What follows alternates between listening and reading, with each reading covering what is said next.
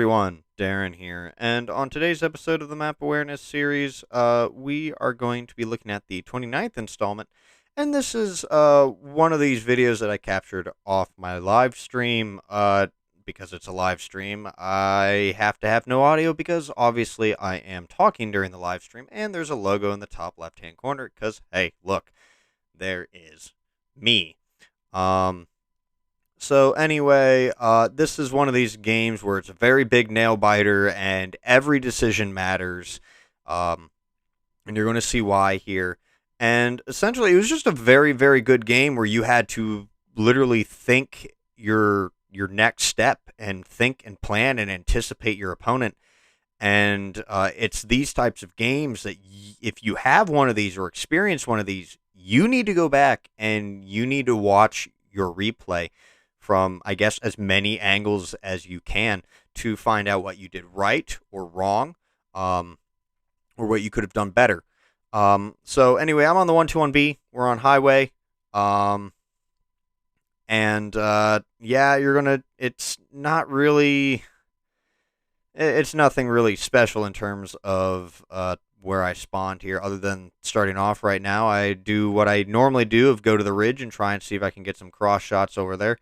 I do get spotted after firing on an opponent, or before I fire on an opponent, because of a light tank there in the middle. I take my time. I get a shot, but then I end up taking a shot in return, so that really wasn't a good trade-off for me there. You never really want to trade one for one. Just never good.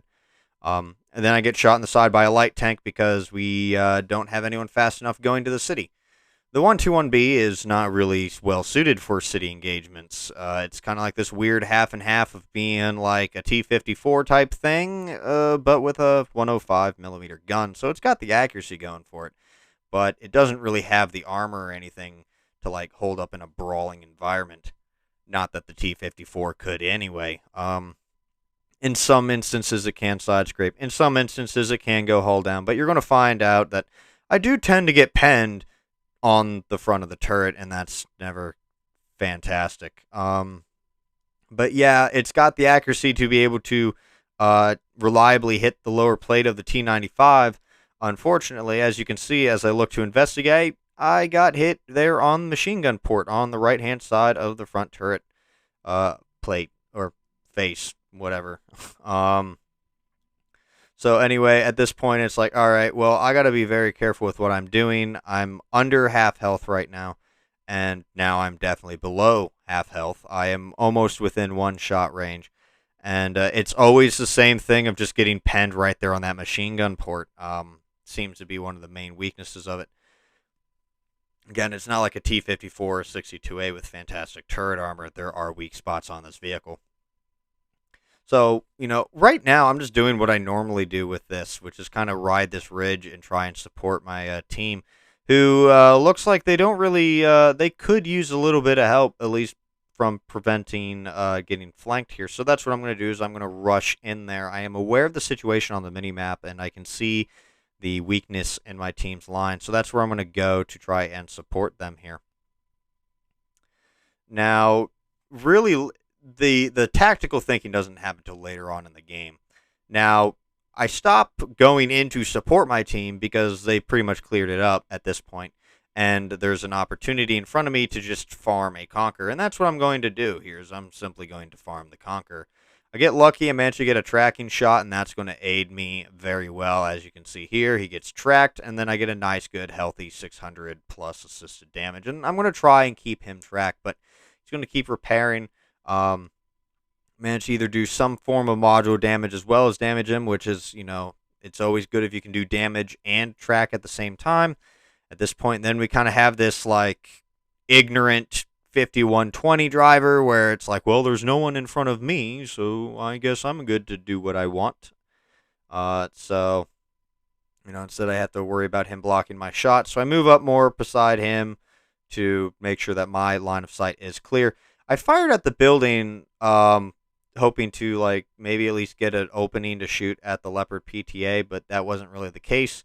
I did also load HEP in this in this instance, maybe hoping that I could get another spot on him again, which I believe that is what I'm shooting at. If no, it's the Conqueror again. Um, and of course, please excuse the Discord ping. But anyway, managed to take care of the Conqueror here. I loaded standard rounds again. Really, normally and then I snapshot another vehicle on the move. I believe it's the Leopard PTA. And of course, at this point, I should have loaded heat rounds, as now I'm definitely a one-shot. I have 126 HP thanks to this Stritzvon, and aware that he's got the tactical advantage on me, I'm just going to push up to get under his gun right now. He's way back on this. He's not on the ridge. So my best bet was to get underneath him, essentially in that dip of the little valley of the hill here. And that's what I go to and do. And then I start pushing up on him, just in case I can get an angle on him.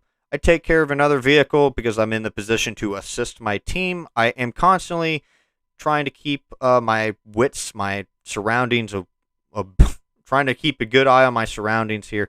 I did actually roll up and have an angle on the Stritzvon right there, and I'm able to track him and do damage.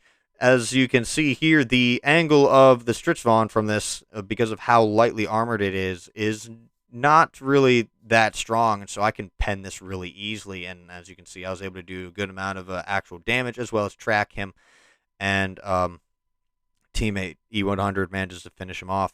Now again, this is where I need to start thinking, because again, I'm a one-shot. We are losing, and last thing I want to do is try and lose this game. So I'm trying to put objects in between me and my opponent right here. Now, what I'm doing here is, again, trying to keep objects in between me and my opponent. I am aware that there seems to be some tanks on the other side of that river by where we spawned.